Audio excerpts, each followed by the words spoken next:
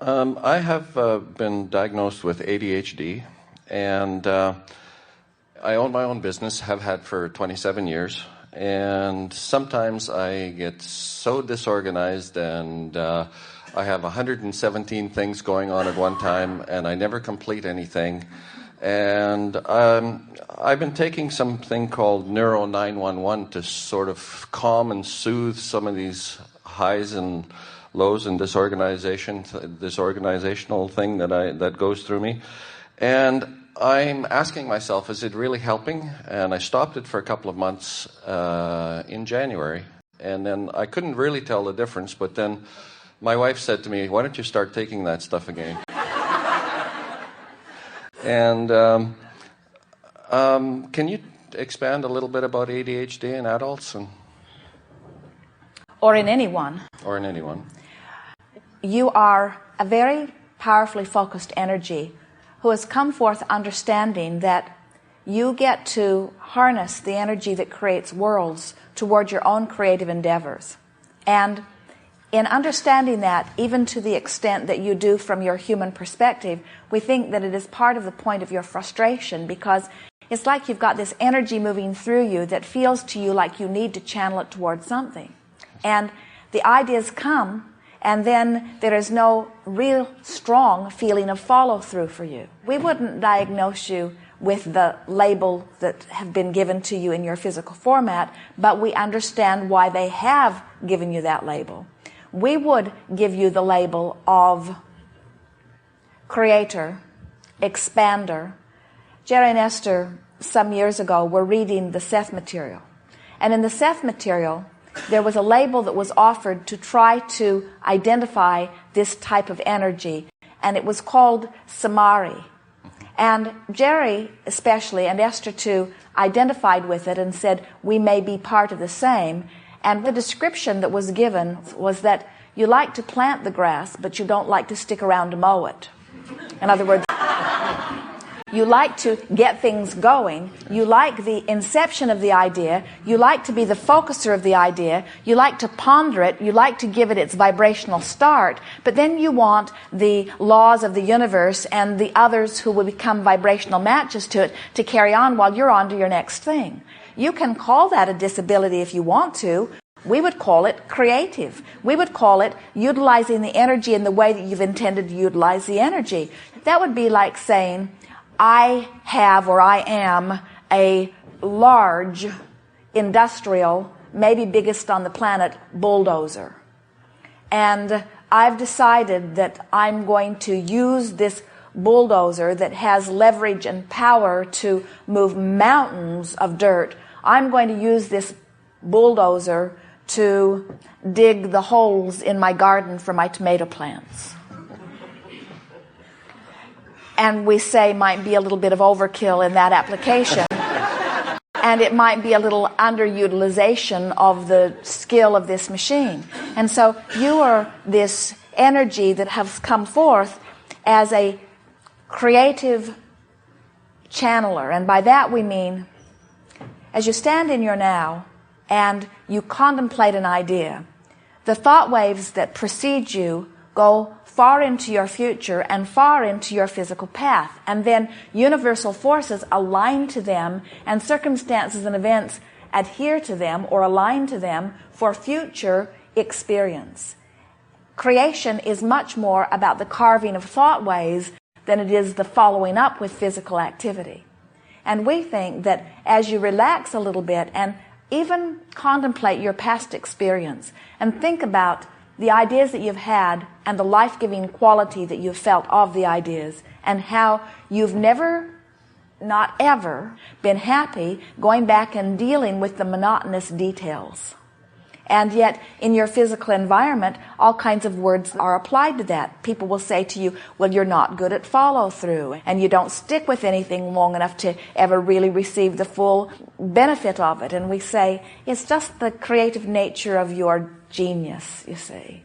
Relax a little bit, and instead of being so quick to join others in giving yourself a diminishing label, instead say things like, Well, the way I work best is in the floating of ideas, and I like to harness the universal forces.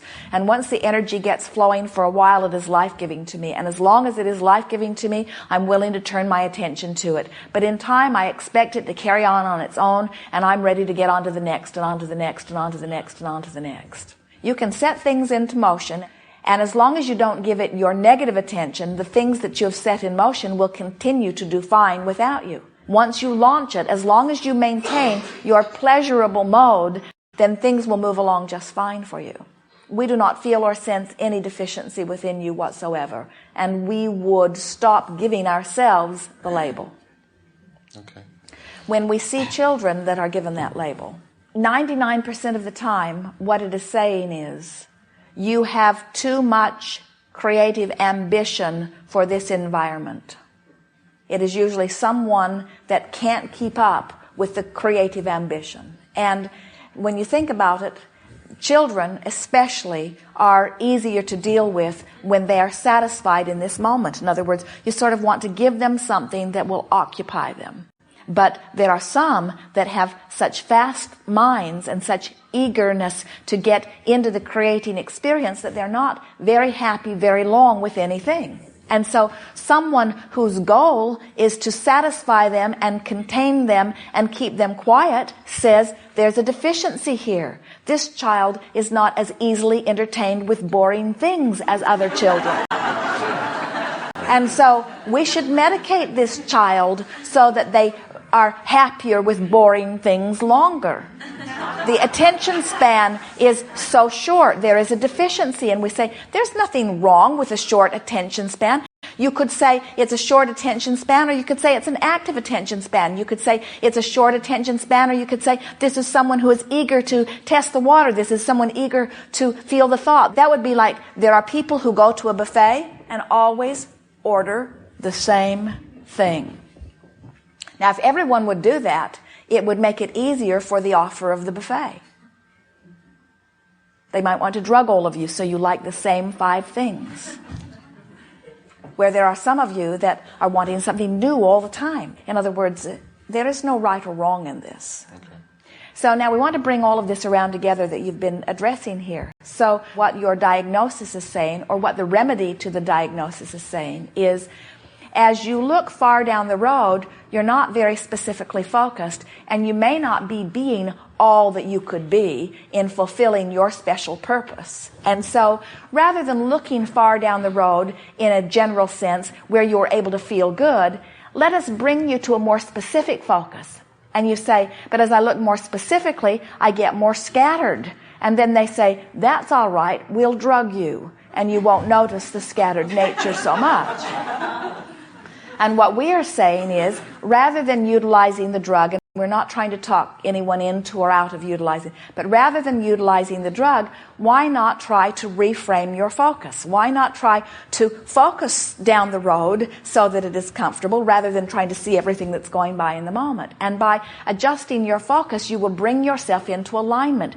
Everything that you are feeling, especially these psychological experiences where they are trying to drug you into more feeling of ease, every one of those especially can be easily rectified just by changing your focus, by changing the combination of ingredients of belief that you are focused upon.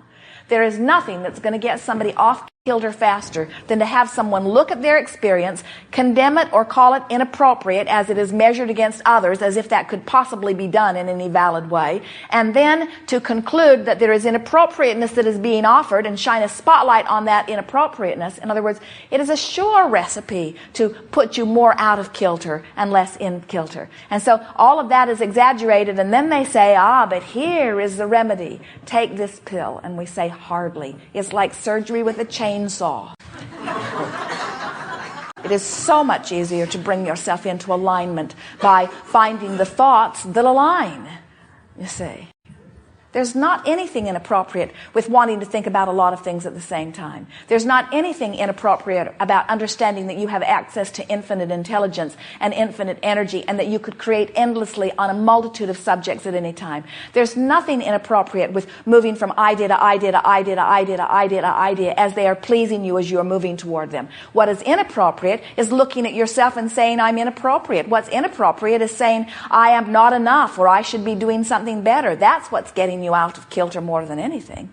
Don't try to live your life by anybody else's standards. That's like you cooking a pie or a recipe, and you've been doing it for a long time, and you've almost got it perfected, and it really pleases you very well. It suits you. It's satisfying to make it. It's satisfying to bake it. It's satisfying to eat it. And now you're just in the process of tweaking it just a little bit, just tweaking it this way and this way and this way and this way to make it better. And then somebody who has an entirely different idea about what a recipe should be walks in and says, oh, no, you're using all of the wrong ingredients. Let's get those out and let's put these in. And we say, you don't need that kind of disruption to your experience. You're just tweaking just a little bit.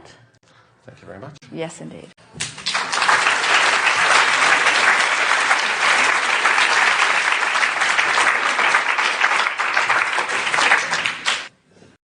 Hello, Abraham again.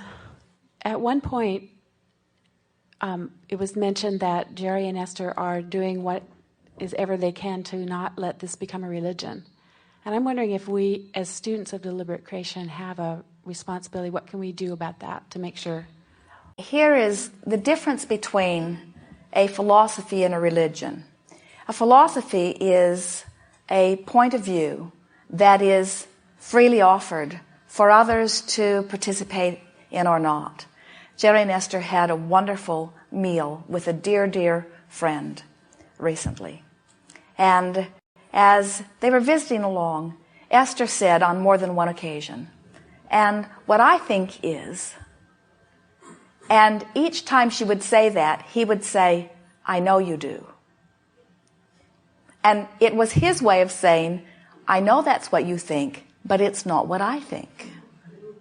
I know you do. Esther started snorting milk. It became so funny to her because she couldn't stop herself from saying it, and every time she would say it, he would say, I know you do. As you offer a philosophy, what you are saying is, this is what I believe to be, and these beliefs are working for me. The recipe of these beliefs, my interpretation of them, is putting me in the place of powerful receiving of well-being.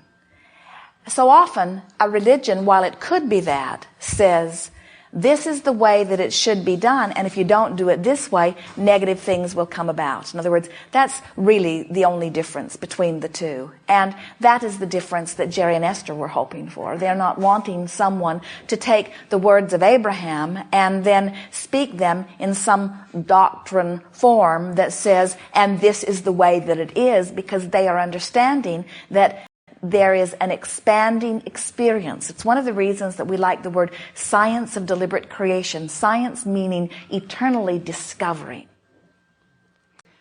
Someone had a little problem, and I just told them a little Abraham idea, and it solved the problem. And she says, oh, you should go teach a seminar on what you know. And it made me realize that so many seminars are just some body of knowledge that's repeated, and how special it is that here we're unfolding things, and it's never a lid on it. It's just always unfolding, and I'm hoping that we can get to a level as students that we are. Well, you can't help that. You can't help but be that, because that is the premise of your experience here in this time-space reality. You came forth as unfinished, incomplete creators that wanted a platform in which you could create. In other words, the whole life experience is not better than opening an art studio where you can paint, where the ideas will flow and the materials will come and the pleasure will be had by anyone who decides to have it.